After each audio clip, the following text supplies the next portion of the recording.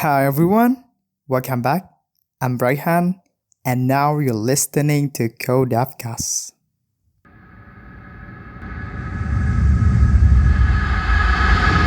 What's up, everyone? In this episode, we're having another guest from Singapore. His name is Su Jono. He works at Dathena in Singapore, so he wants to share his story to become a developer. Let's hear out.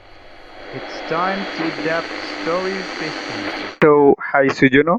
How are you doing? Fine, thank you. And you? Fine, thank you. Maybe first you can tell about yourself.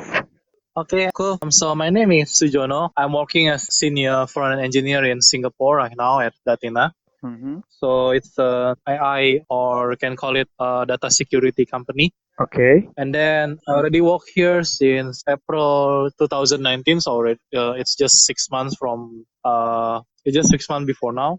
And I already work as a front end for more than 3 years. So I start work in Jakarta at Oh. GDP Labs after I Uh-huh. graduate. It's around 2 years. And at 2017, I moved to another startup named Sendit as a senior front engineer too. And then in 2019, I got a chance to move to KL to work as one of the private bank named Hong Leong. And then in 2019, I got a chance again to work in Singapore at Dathena. And then why I chose front end because I like the user interface, and then I Okay. also like to create like a good user experience for the users and designing about the good product for users too. And then also aside from the job, I also still contribute, even though right now I'm not actively contribute. I also still contribute to local community and then create an article too about the software development in general. In 2017, I joined the Facebook Developer Circle Jakarta as a Okay. volunteer here. So I'm one of the first volunteer in there. And then yeah, my monthly task is to arrange the meetup and then also give the talk, give the training, and then after that I got elected to go to San Francisco for the Facebook Developer F8 conference. Mm-hmm. It was a nice moment. I learned a lot from there, and also go to hackathon, but yeah, we didn't win because there's a lot of bad participant in there. But it was a nice experience, and yeah, I Okay. think for now, even though I didn't contribute in the Jakarta community, but I still Uh-huh. like attend meetup in Singapore, especially for Oh. the front end or React. So Mhm. now I'm looking forward to see what's happened next year. Yeah, let's see for 2020 then. Okay. Okay. So first of all, I want to say thank you so much for your time Yeah, yeah, to have this conversation. So glad yeah, you can make it. Okay. Thanks again. yeah. No problem. Thank you too for the invitation. So what is keeping you busy these days? Actually, I just busy with my job right now. Mm-hmm. But aside from my job, I also still learn from the article, take the online course, and also sometimes if the time, the time give me, if the office give me like a free time to attend the meetup, and I will join. Uh-huh. But yeah, Okay. I'm not like an active contributor in here because I'm still adapt to the new environment and the Um, new offices. uh-huh. But I think maybe I will try to like active again in next year. Oh, that's cool. Yeah. So tell me your journey. How do you become a super developer? It's a long story, but in short, when I Uh-huh. when I graduate from senior high school, right? As you know, there is Okay. I'm young, dumb, and stupid back then, so I try to choose the mathematics for my major. So actually, I'm not a Uh-huh. bachelor of the computer science. I'm a bachelor of mathematics. And the reason why I I want to see. choose mathematics is the reason why I want to choose mathematics is because I like the subject, and also I want to Okay. try to be a mathematician, hopefully.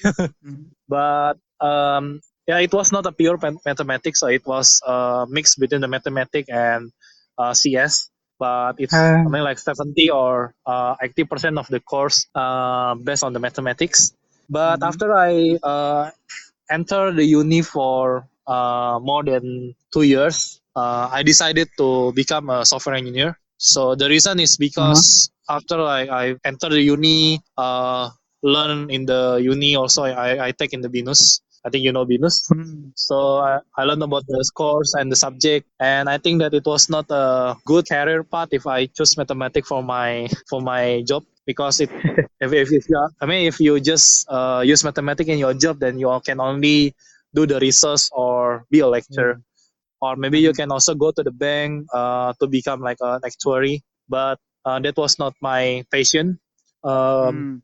and I tried to become a software engineer, but I didn't have like a preference for what kind of software engineer I'll be. So after more than 2 years, I decided to try and apply as a lab assistant in my uni in BINUS, Mm. and I got Okay. accepted.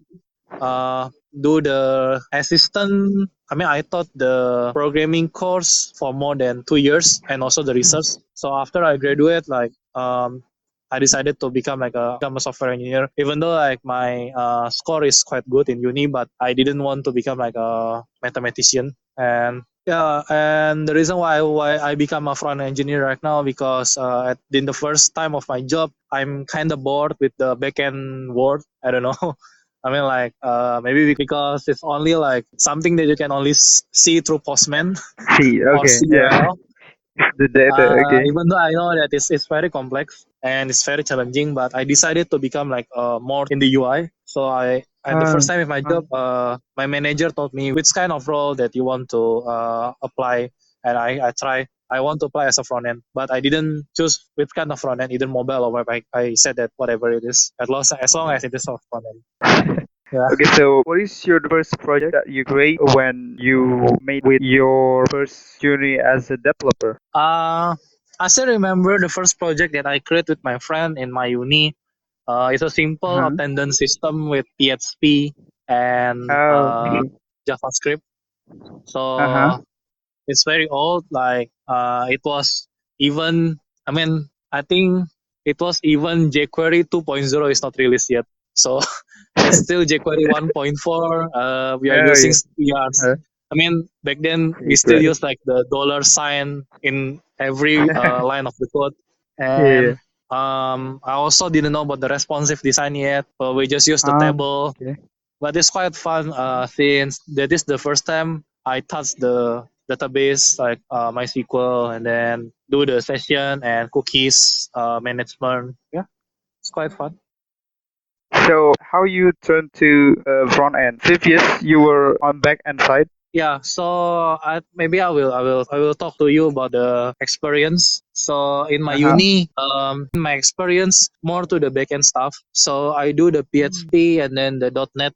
Previously it was ASP.NET. So create a service and then consume the service through the JavaScript client, Okay. and I did that for more than 2 years. Even though when I did that, I still in the college. Mm-hmm. So after I graduate, I think I want to try something else, not the backend stuff anymore. Uh-huh. So that's why when I applied my first company, GDP Labs, Um. they asked me a question like which role that you want to take, the backend or the front end engineer, and I said I want to take the front end engineer, and they give me the first project in the insurance company, and I do the front end part using Angular 1.4 back then.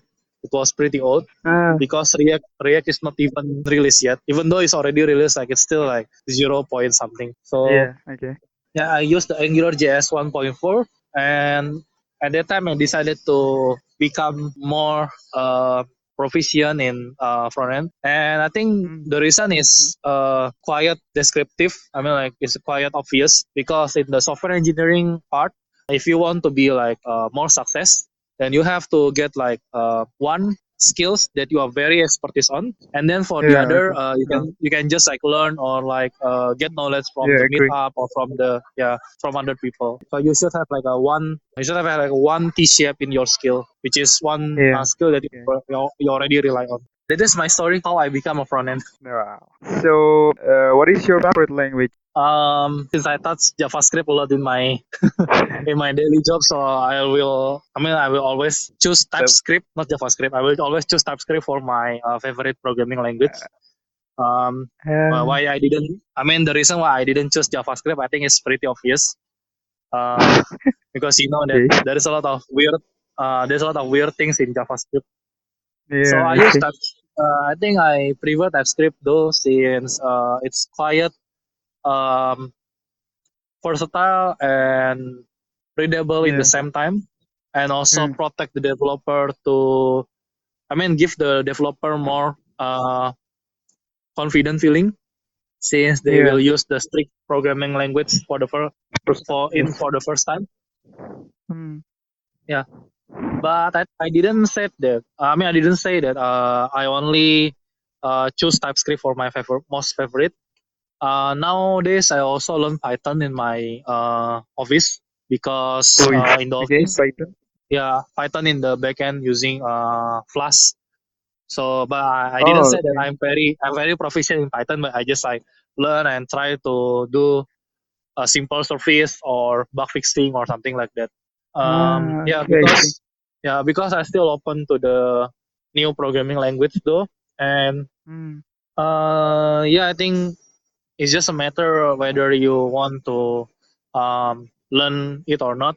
The most important is just the design pattern, and then the concept of the software engineering that you have Software to engineering. Yeah. grasp at the first time. Yeah, Okay. What else?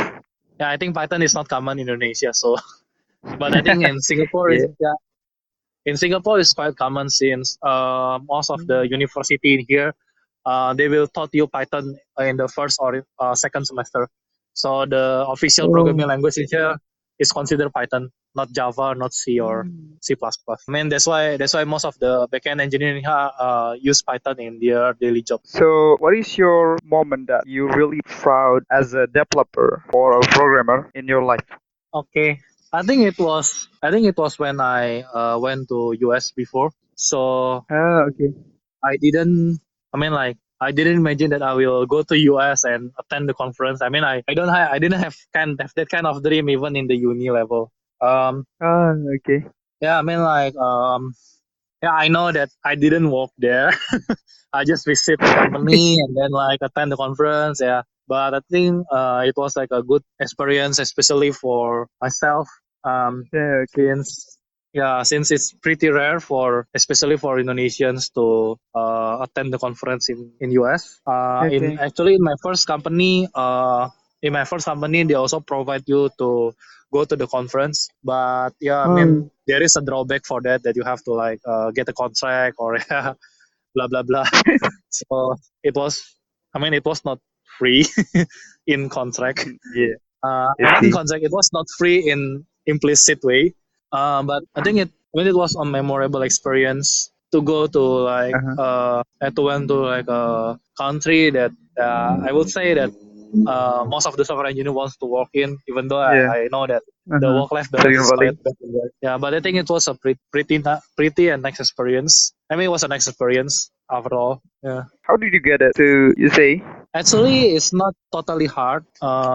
The Uh-huh. first thing is you have to active in your local community first. But Mm. if you want to go to the conference, I would say you can go to Google Developer Group or Facebook Developer Yeah. Circle. Uh-huh. Um, when there is a volunteer, like when there's a volunteer event for, oh, not volunteer event, when there is a event for hiring the volunteer, so you can Ah, try okay. to apply as a volunteer in there, and then try to be active, and then engage more people, and maybe like 1 or 2 years you will get fruit.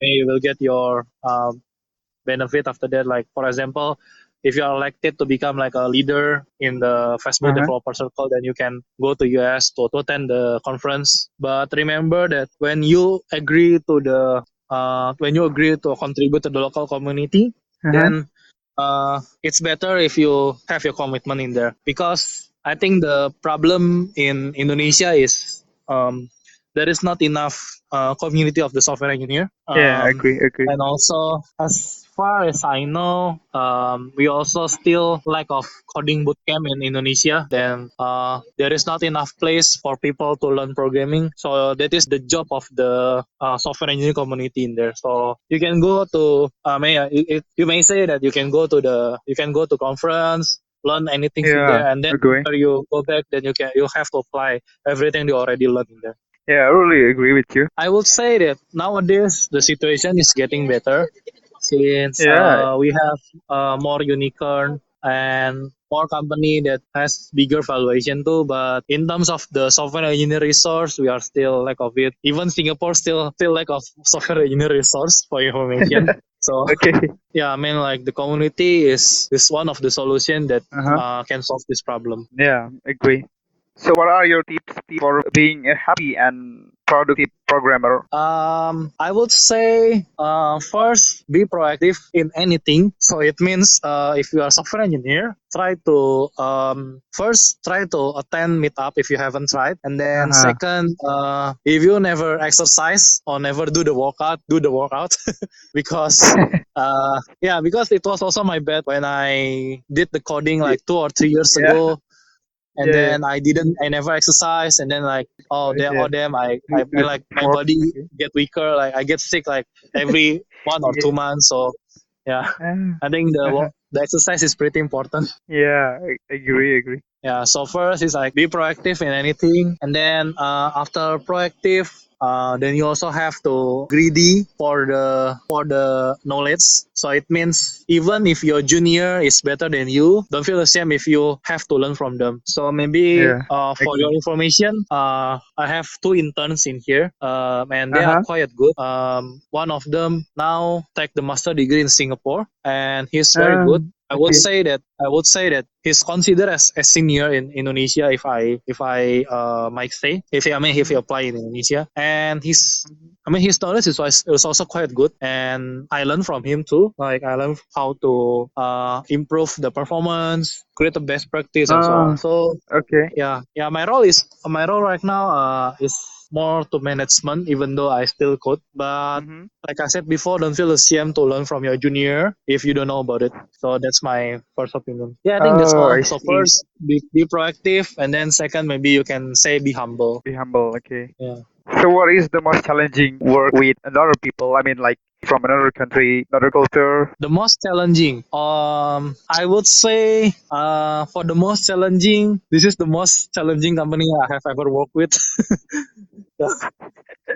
And maybe I will give you the reason why. So actually in Indonesia, I'm quite happy about the life and about the workplace. Why? Because Indonesia, you have to develop as fast as possible, but without sacrifice the quality. So that's the most challenging part in Um, Indonesia. But after I come to Singapore, I would say that Indonesia may be more hectic because especially in Jakarta, there is a jam, and then like there is like an uncertain condition. But in Singapore, even though I would say the population is not so big, like only 5 million, but the challenge mhm. is quite diverse. I would say it's challenging. Why? Because most of the product in here, I think doesn't exist in Indonesia. So like Mhm. say, for example, in my company, because we are a data security company and the product is quite unique, so I don't think it will be I don't think it will be implemented in Indonesia soon. So the product is quite unique, so Mhm. it'll give you like the unique and the diverse challenge. Mhm.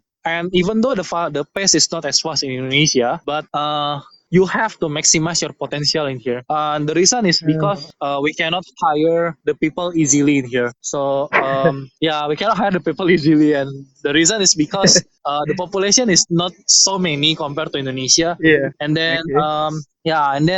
we also compete to other company like Gojek and Grab. You know that Gojek is in Indonesia right now. We also Yeah, I compete with see. other company like Gojek and Grab, and then Shopee and other big company to hire the talent. And in Singapore, the talent is usually independent. So even for the intern, they are quite good at the first time. Mhm. So yeah, you have to Okay. maximize your potential in here. Whatever you have and whatever you can, and you can do it, and you have to do it with your heart and in 100% condition. And then maybe let's say that you want to go back to your country, like I want to go back to Indonesia for sure. Um, yeah, I will try Okay. to I will try to learn everything from here, and then like grasp everything that I can hold within these years I work. Uh, And yeah, okay. Okay, so this is the last question. okay. What are your hopes and your dream for the next? My dream. First, I think I want to take master degree. Yeah.